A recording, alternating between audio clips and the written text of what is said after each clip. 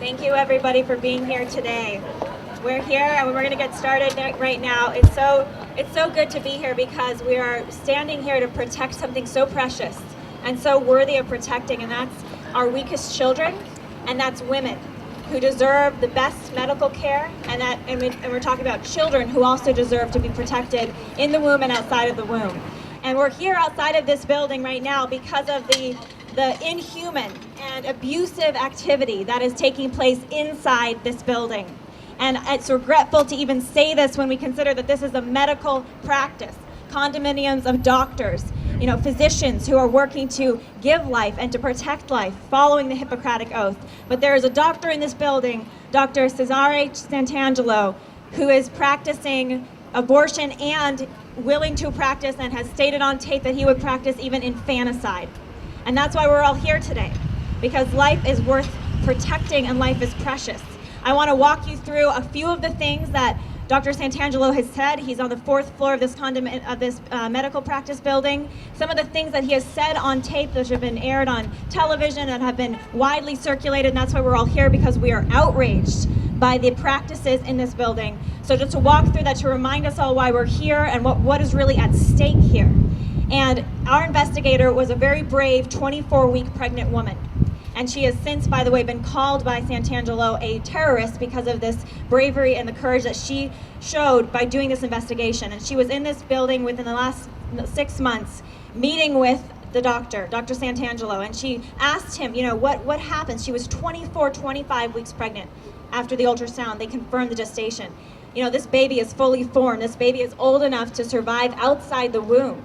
And even with medical attention, up to 80% of children can survive outside the womb at this age. And so, the doctor was asked by our investigator, she said, well, what would happen? She says, first of all, how do you do these procedures?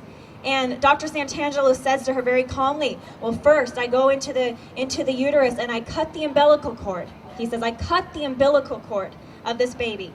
And then I wait for it to stop pulsing, he says. I wait for it to stop pulsing. Meaning this baby is being asphyxiated because they're cutting the oxygen supply off to this child. Imagine an adult, a grown man or woman being hung. You're cutting the oxygen off from this child. It's asphyxiated and it's pulsing. It's struggling for its life. He says, I wait for it to stop pulsing, and then I do it that way, he says. And then, I induce labor, and then I deliver the baby. And the woman asks, well, what happens if after the powerful drugs that are given to me, and what if I go into labor before you have a chance to cut that umbilical cord? Then what happens? She asks the doctor. And he looks at her and he says, well, legally, I'm required to intubate, to provide the life-saving medical care to help that child survive. He says, legally, I would be required to help it. And she says, well, would you? And she says, not here. I would not help it. He says, I would not help it. And then he goes on to criticize the state of Virginia and the hospitals in Virginia, because he says, in the past, he says, to tell you the truth, he says, patients in the past have called me, and he said they were on their way, they were going into labor prematurely. He didn't have a chance to cut that umbilical cord yet.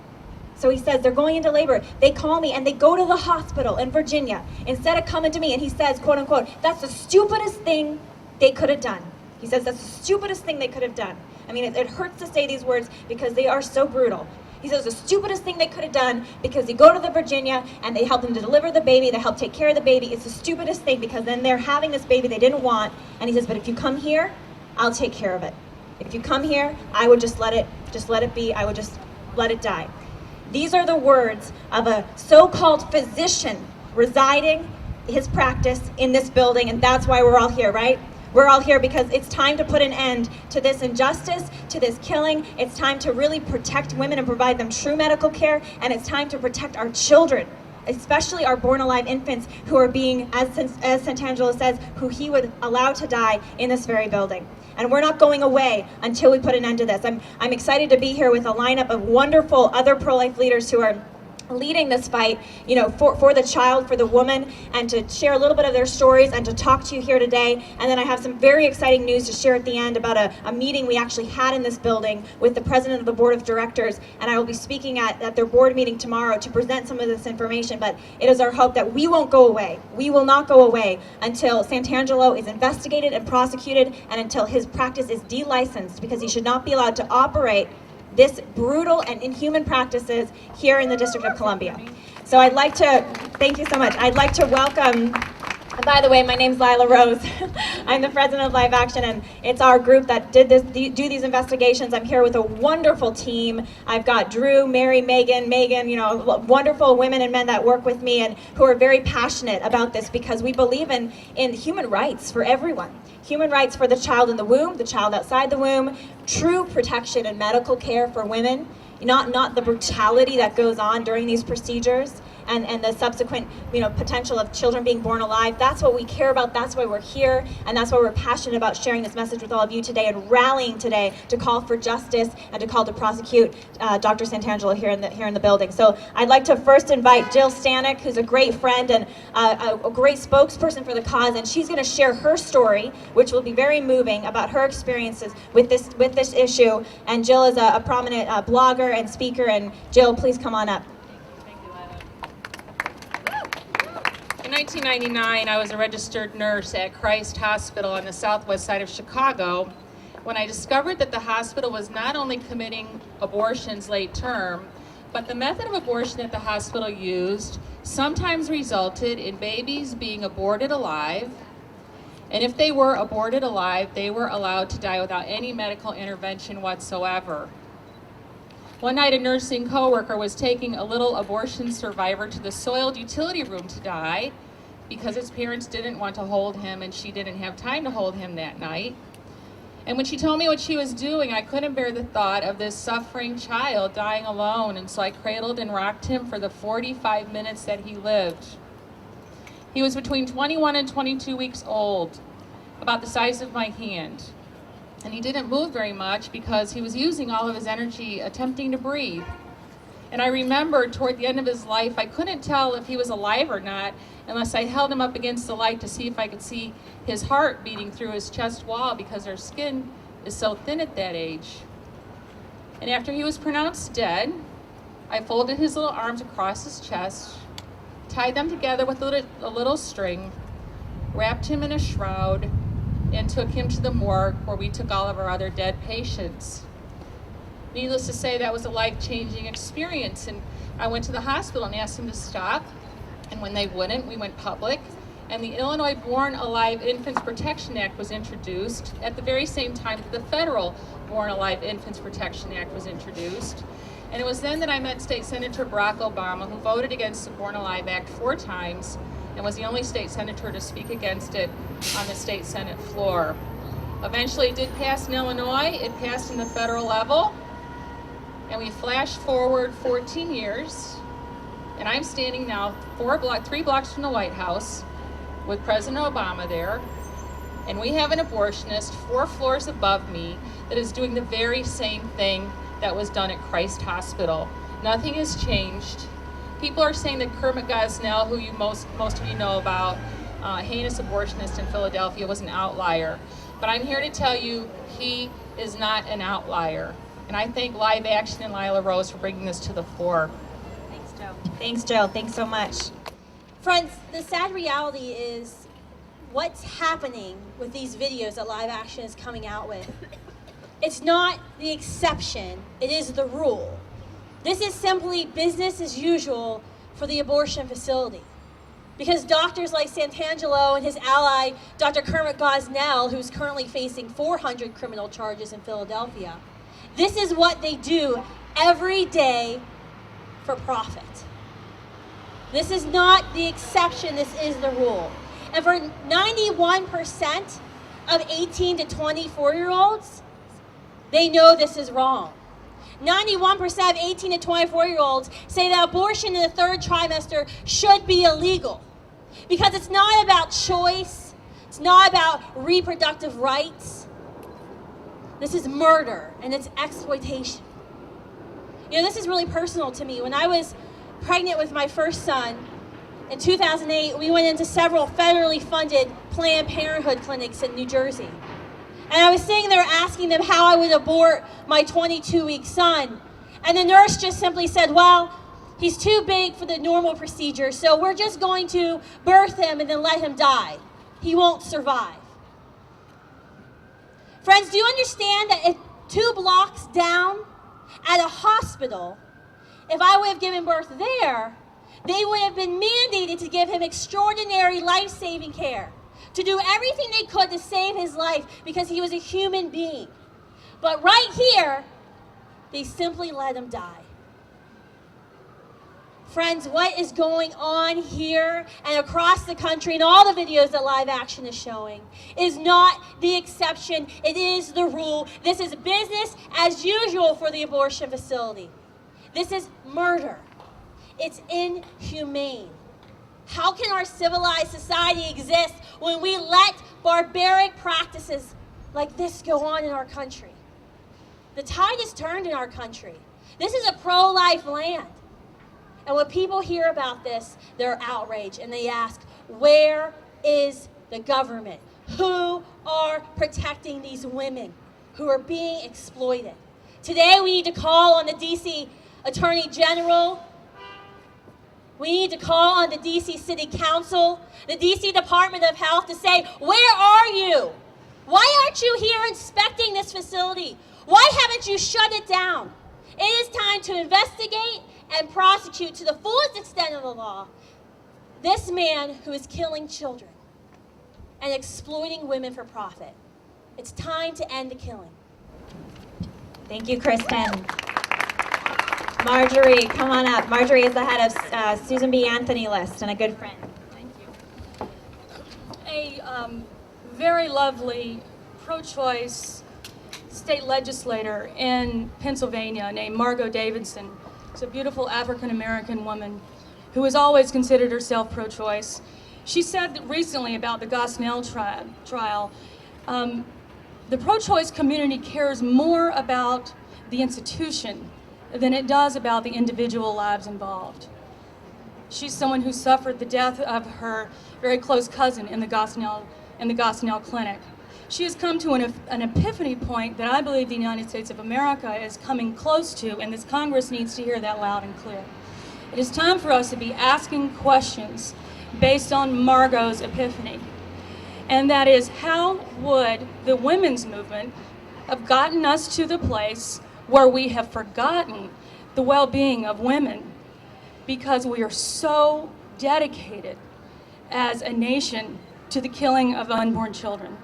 That abortion right should transcend every other good thing, even sanitary care. True women's health is an abomination. So I think we can submit something with a complete straight face, that those who are perpetrating the war on women are the pro-choice women's movement. The questions that need to be asked are questions like, why should one metro stop away determine whether your human rights are protected or not as an unborn child?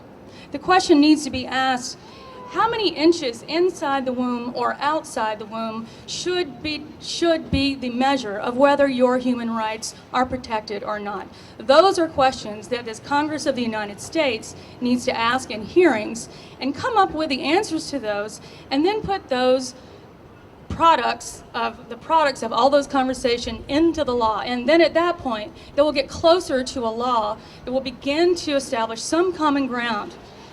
This common ground right here that we're standing on is a tragic common ground that we have gotten here, that we must have this press conference, is a tragedy.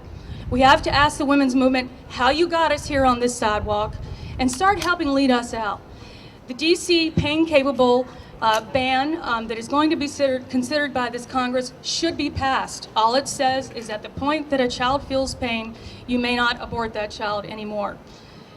We should be looking and asking these questions, and then asking through hearings what other federal late-term bans make a lot of sense based on the tragedy that we're seeing now. And lest anyone think that this is the end or the middle of where horrors are occurring, you have nowhere to, don't look any further than the borders of these United States of America. Delaware, Maryland, where women are dying in clinics. Clinics are being closed all over the country, and including last week because of substandard sanitary conditions. We have to ask why there are candidates who would be opposing those regulations, and I think we go back to Margot Davidson's comment, far more committed to the institution of abortion than individual lives. This group here now, Lila, you are really giving credence to the idea that we serve these individual lives, and fighting this institution means we'll continue to do that. So thank you. Thank you, Marjorie. And also, if the Dr. Santangelo is in the building and can hear us, we urge him to take this to heart, because this is a time for people to come out and admit that yes, this is wrong. And that chance is still there. Gosnell's defense attorney was saying to the people, as part of the defense, he was saying, well, these procedures, they're just not pretty. He was basically saying, they're not. What do you think a late-term abortion is, anyways? Defending Gosnell. Well, how about a better situation, a better scenario where we don't rely on this brutality as a way to somehow justify, a false sense of women's empowerment? We know that this is not empowering to anyone, especially to that victim in the womb, that child in the womb. Next, Charmaine, come on up from Americans United for Life. Charmaine Yost.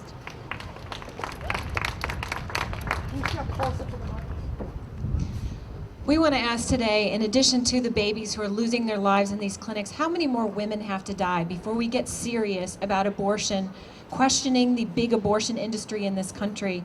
Many Americans are not aware today that the United States of America stands with only 3 other countries in the world for having the most radical abortion policy in the world. Who are those other countries? China, North Korea, and Canada. We are the 4 countries in the world with the most radical abortion policy. Most of the other countries in the world start to regulate and eliminate abortion after 12 weeks. And yet, what Lila Rose's video shows and demonstrates is not just the procedure that's going on in this clinic, but this attitude, this mindset that says that baby is not worthy of any dignity whatsoever at any point in their development, not even after birth. I'm here today as the president of Americans United for Life to stand in solidarity with my friend Lila Rose and her amazing colleagues at Live Action.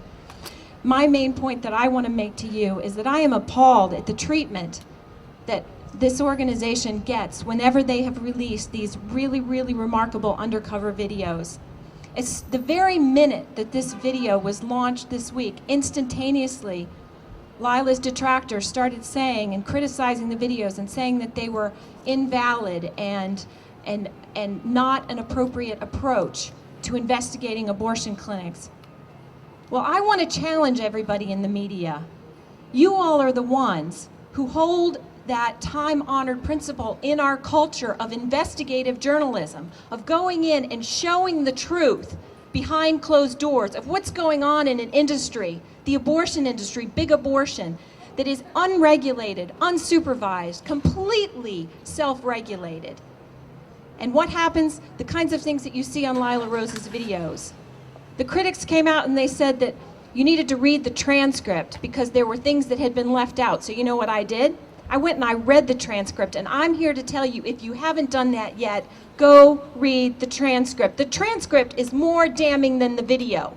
The transcript is more damning than the video. Lila and Live Action have done a really good job of summarizing the argument in a short, pithy video to catch people's attention, but the transcript is more damning than the video. We have a great tradition in our country of undercover investigative journalism. And Lila is doing what the mainstream media refuses to do in investigating the abortion industry.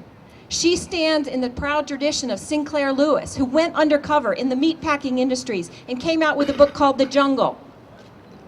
Revolutionized our country, changed our laws. Why? Because Congress followed up with hearings, with investigations, with the power of law to find out what was actually happening behind closed doors. Lila Rose is the Sinclair Lewis of our generation of this issue. Congress needs to follow up with the power of their subpoena and find out what's going on in the abortion industry today, and in particular with the $1 million a day that the American taxpayer is subsidizing the biggest in the big abortion, Planned Parenthood, who continues to be subsidized with their $1 billion budget, 40 cents on the dollar from the American taxpayer, even today, and increasing in these economic times. So thank you all very much for coming, but most of all, thank you to Lila Rose and to Live Action for their bravery and their courage stance and their willingness to go where other people refuse to go. Amen. Thank you, Lila, and thanks to all of you today who are willing to take a stand and speak up for those who cannot speak for themselves. Friday morning, Barack Obama became the first sitting U.S. president to speak to the largest abortion conference in America. And in his comments, he said, "I love you," to the abortion provider and the abortion industry. And yet, even though he has been the most radically pro-abortion president in American history, why, in the midst of this pro-abortion administration, why has public opinion shifted so radically in a pro-life direction? By a 10 to 14 point plurality, Americans now self-identify themselves as pro-life. And the largest groups among that majority are women and under age 30. Why, in the midst of this pro-abortion administration, are we seeing the abortion industry on the decline? From a height of 2,100 abortion facilities just a few short years ago to today under 650 across the country, while pro-life pregnancy centers are opening up and spreading more than 2,200 all across America. Why are record numbers of people getting involved in the pro-life movement in the midst of the most pro-abortion presidential administration? Just in the work that I do, we've seen 600,000 people willing to go to the streets and hold vigils and demonstrations outside of these abortion providers in all 50 American states. People are willing to sacrifice their comfort and their convenience, and we have seen through the work of many of the organizations represented here, record numbers of pro-life laws being passed in state after state after state. Why is this happening in the midst of the most pro-abortion administration in history? It is because the inhumanity of the abortion industry has been exposed to the general public. As the light is piercing through this darkness, people are recognizing how inhumane, not just Kermit Gosnell, not just Santangelo, but the entire abortion industry is inhumane. This is not just an anomaly. The trial in Philadelphia is not just an anomaly. I've traveled to all 50 states and I've seen this repeated over and over and over again. Just in the last few weeks, 29-year-old Jennifer Morbelli died following a late-term abortion at the hands of Leroy Carhart in Germantown, Maryland. A Florida Planned Parenthood lobbyist testifying before a House committee justifying infanticide, that it's between a woman and her doctor to decide if a baby born alive after a botched abortion should be killed. We see in Wilmington, Delaware, the Planned Parenthood facility, 5 women emergency hospitalizations following botched abortions over a period of 4 weeks. And when that was brought to light, now the state is investigating, now abortions have ceased there. All of these have brought to light the inhumanity across the board of the abortion industry, and I believe this has brought us as a nation to a tipping point, because as Americans discover this, they are willing to do something about it.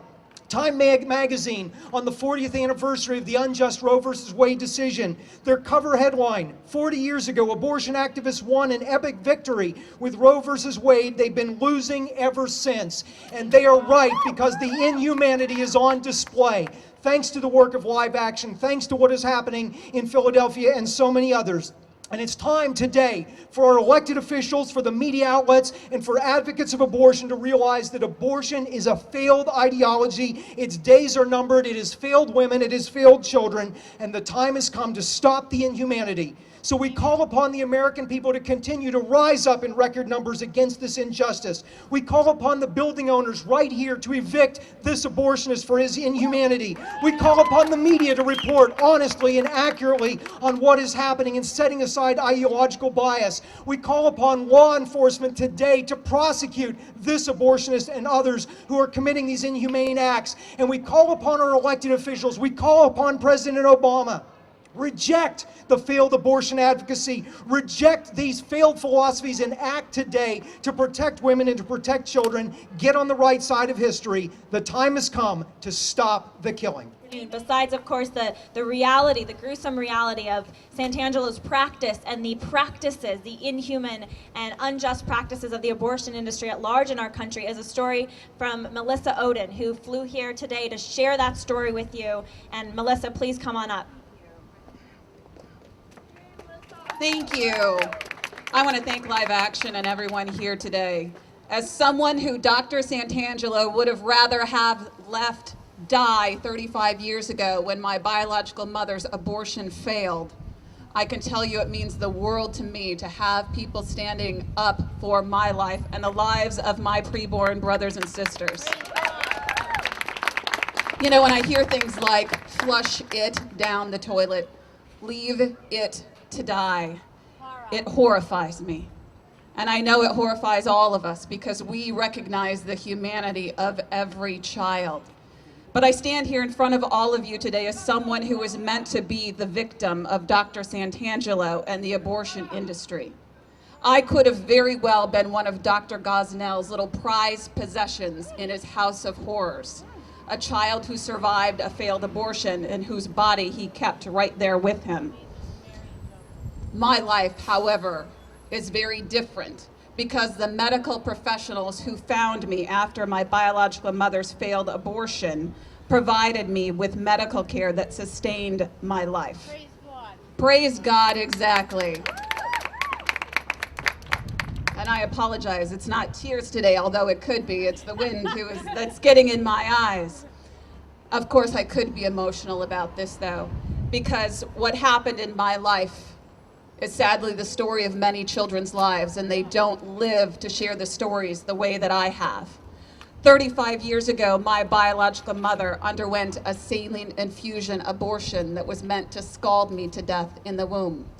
My birth mother was 19 years old. She wasn't married yet to my father, although they were engaged. And like so many women still in our world today, what I know about my birth mother is that she wasn't given any other option, no other choice than abortion. And so a toxic salt solution was delivered into the amniotic fluid surrounding me in the womb. And I soaked in that toxic salt solution for 5 days, even 2 days longer than what I should have in that procedure. And on the 5th day of the abortion procedure itself, my biological mother's premature labor was induced with me. And sadly, that day, she was meant to give birth to a dead child. My fate, however, is very different than the children here at Dr. Santangelo's clinic.